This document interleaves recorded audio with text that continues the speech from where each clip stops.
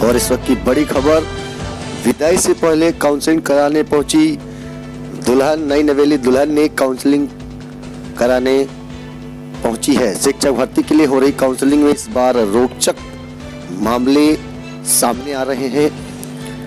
बुधवार को जहां 7 फेरे के बाद दुल्हन ने काउंसलिंग में प्रतिभाग किया, गुरुवार को महिला अभ्यर्थियों की काउंसलिंग में दुल्हन ने न कभी हिस्सा लिया और ना ही कभी इस तरह का मामला सामने आया है। वहीं बाराबंकी की रामनगर प्रज्ञा तिवारी का बुधवार को विवाह था और गुरुवार को उसकी विदाई थी। प्रज्ञा का विवाह लखनऊ के शिवम दीक्षित के साथ हुआ था।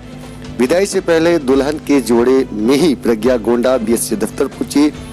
इससे काउंसलिंग स्थल पर हर किसी की नजर दुल्हन पर टिकी रही। काउंसलिंग के दौरान पहले लोगों ने उन्हें बधाई दी, उसके बाद अभिलेखों की जांच की। बीएससी डॉक्टर इंद्रजीत प्रजापति व एडी बेसिक शिक्षा विनय मोहन वन ने शुभकामनाएं दी है।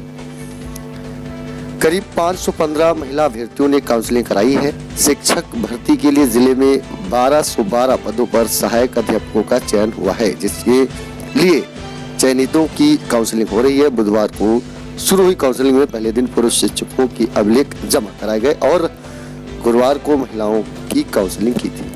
इसमें बाराबंकी के रामनगर के व्यक्ति प्रज्ञा तिवारी का सीधे विवाह स्थल से काउंसलिंग में शामिल होना माहौल बना रहा। और इसके अलावा बात करेंगे एक सबसे बड़ी खबर की बाराबंकी से, जहां एक फर्जीवाड़े का मामला सामने आया है।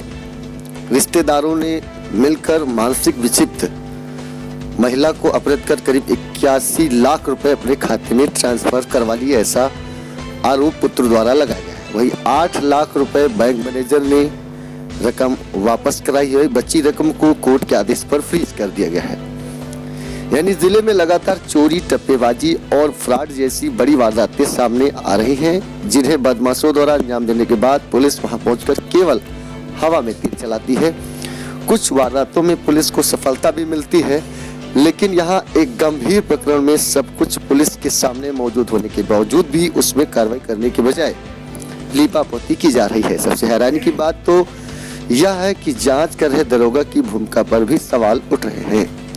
बाराबंकी जिले में ये फर्जीवाड़े का एक सनसनीखेज मामला है, जहां रिश्तेदारों ने मिलकर एक न्यूरो यानी मानसिक पीड़ित महिला की धोखे से लाखों रुपए की नकदी हड़प ली और अपनी पत्नी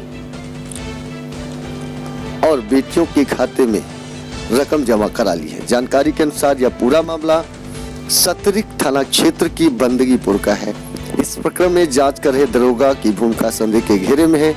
पीड़ित की तहरीर पर जब संतोषजनक कार्रवाई नहीं हुई तो उसने कोर्ट का दरवाजा खटखटाया, जहां कोर्ट ने इस पूरे प्रकरण में तत्काल रिपोर्ट देने को कहा। बंदगीपुर के रहने वाले मान सिंह पुत्र स्वर्गीय राज बहादुर सिंह, जो कि 2 भाई हैं, उनकी सगी मां चंद्रमुखी बेवा है। पिता की मौत के बाद उनके द्वारा कमाई गई लाखों रुपए की रकम मां के खाते में यानी 81,35,739 रुपए 34 पैसे से ज्यादा है। अलग अलग तरीके से महिला के रिश्तेदार आशुतोष ने महिला को बहला फुसलाकर कार में बिठाकर अपने साथ ले गए, जिनका अभी तक कोई सुराग नहीं लग सका है। वहीं घबराए पुत्रों ने इसकी शिकायत एसपी समेत कई उच्च अधिकारियों से की है, किंतु अभी तक कोई सुराग नहीं लगा और न ही पुलिस द्वारा कोई बड़ा संतोषजनक एक्शन लिया गया है। वैसे पुलिस टप्पेबाजी, लूट और चोरी की घटनाओं को अंजाम के मिलने के बाद हाथ पटकती रहती, लेकिन इस मामले में सब कुछ शीशे की तरह साफ होने पर भी कोई गंभीरता पूर्वक कार्रवाई नहीं कर रही है। वही आरोप ये भी है कि 80 लाख रुपए बहाने से सबसे पहले आरोपित आशुतोष ने, जो कि मानसिक विक्षिप्त महिला के फूफा के पुत्र लगते हैं, जिन्होंने अपनी पत्नी गीता सिंह, पुत्री श्रुति सिंह, कीर्ति सिंह, आस्था सिंह और श्रद्धा सिंह समेत अपने खाते में रकम ट्रांसफर करा ली। वही जब दूसरी बैंक में सेंधमारी हुई तो कार्रवाई होने के डर से जब दबाव बना तो 8 लाख रुपए बैंक मैनेजर ने वापस भी करवा दिए, लेकिन यह रकम 80 लाख रुपए से अलग थी। पीड़ित मान सिंह का कहना है कि मां के फूफा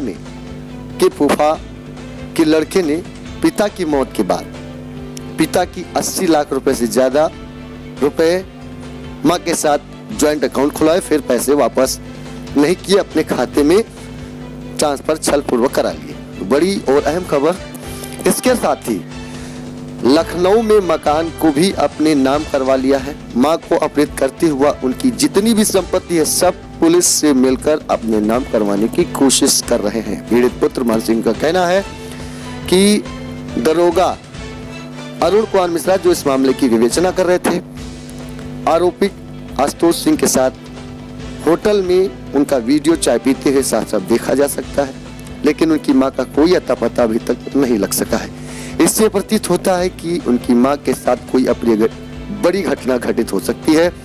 आज करीब कई महीने बीत जाने के बावजूद भी न ही उनकी मां चंद्रमुखी का पता चला और न ही उनकी रकम वापस कराई गई। हालांकि पीड़ित के अधिवक्ता का कहना है कि माननीय न्यायालय द्वारा यह रकम कार्रवाई करते हुए बाकी रकम को फ्रीज करवा दिया गया है। आइए इसमें पीड़ित के अधिवक्ता और पीड़ित का क्या कहना है हम आपको थोड़ा सा सुनवाते हैं। बताइए क्या मामला है? अरे हमारी माता मानसिक रूप से विक्षिप्त हैं, जिनको जो है आशुतोष व उनके पुत्रीगण उठा ले गए हैं और आज तक उनका कहीं पता नहीं चला है। और 81 लाख रुपए जो बैंक में था ट्रांसफर करा लिया है और मकान जो है रजिस्ट्री करा लिया है। तो 2008 से उनका मानसिक इलाज चल रहा था। पुलिस एक पहले उपाध्याय थे वो विवेचना कर गए थे, उसके बाद जो है अरुण मिश्रा आए तो वो कुछ कर ही नहीं रहे थे और मतलब आशुतोष से मिल रहे हैं, बात कर रहे हैं। उसकी वीडियो आशुतोष ने हमको दिखाकर धमका रहे हैं कि हम पुलिस से मिल आए हैं और हम जो है हमारा पुलिस कुछ नहीं करेगी। पैसे का क्या हुआ? पैसा जो निकला था कितना पैसा निकला था लगभग वो बताओ कितना था? पैसा जो है 65 लाख सीज हो गया है और 18 लाख रुपए लगभग निकाल दिए हैं। 65 लाख सीज कर दिए हैं उपाध्याय ने। हाँ जी जी।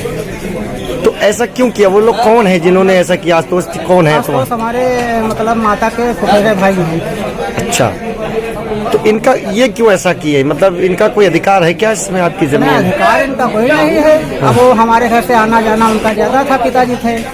अब वो देखे कि प्रॉपर्टी कुछ इनको ज्यादा है तो उसी में मतलब हाथ मारने लगे हैं। अच्छा, ये पैसा किस प्रकार का था? पैसा हमारे पिताजी की कमाई था, जो है टीचर थे और प्रॉपर्टी डीलिंग का काम करते थे। उनकी मृत्यु के बाद ऐसा सब करने लगे। आपको जानकारी कब हुई?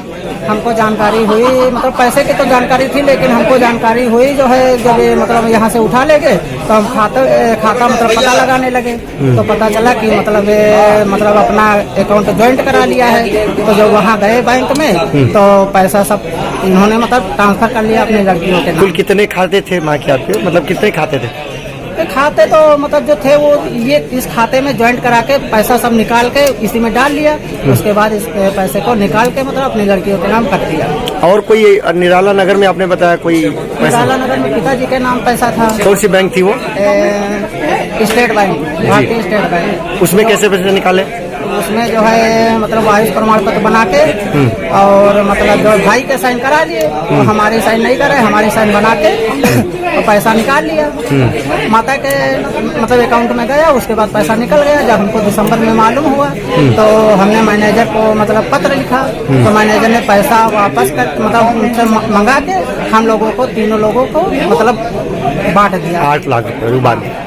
तो वो जो आपके जब भाई जो आपने बताया जय सिंह जो आपके भाई थे, जिस समय उत्तराधिकार प्रमाण पत्र या जब बैंक में ये कार्रवाई हो रही थी पैसे निकालने जमा करने की, तो उस समय आपके भाई थे क्या वहाँ? मतलब नहीं वहाँ नहीं थे, इनसे घर पे साइन करा ले गया। अच्छा, बताया नहीं कि किस लिए? हाँ। आप लोग पढ़े लिखे नहीं है क्या? नहीं, हम ज्यादा पढ़े नहीं हैं। कहाँ रहते हैं आप लोग?